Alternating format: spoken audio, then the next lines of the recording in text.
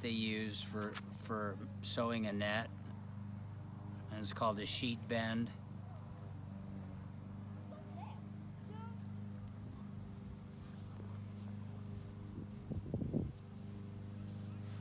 Right there, like that. And then this goes into a mesh, into another mesh, into another mesh, and this goes into a mesh, but this is the knot they use. And so when the net rips, you come back to this knot and you're either going to make a pickup or a cider out of it. And so what you need to do is you need to take your knife and you need to trim this away so that you have this pickup that you can re-sew to. So that when I'm coming along with my needle, I can just come up through here like this and go around.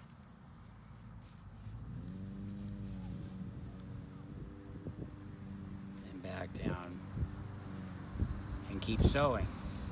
The problem is what happens is when the net rips, what they do is they come along with their knife, and to make this a pickup is they'll trim this knot because it has so much tension on it, it doesn't easily untie. So what they'll do is they'll find the easy spot to trim it right here, and they'll cut this, and then what happens is when the knot falls apart, all of these pieces just fall on the deck, and then they get hosed off or swept away or whatever. Mm-hmm. And that's how you end up with all these little short pieces of twine that you find on the beach. Common material right here for nets, nylon netting, poly nets. And so this is a perfect example of what has been cut away and been hosed off or left to go overboard. This is braided twine. Now we have some other ones that are different. Typically this is not used for sewing. This is just trimmed away from some 3-strand, maybe for a cork line or a crab line or something like that. Here's another piece of 3-strand as well. Here's some more net sewing material, same thing.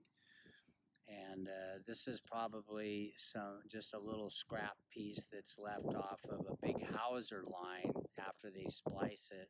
It's braided like this, and they'll splice through each one of these, they'll tuck it in there, and whatever's left over they'll trim away as well sometimes. And so these are some examples of things that should not be in the ocean.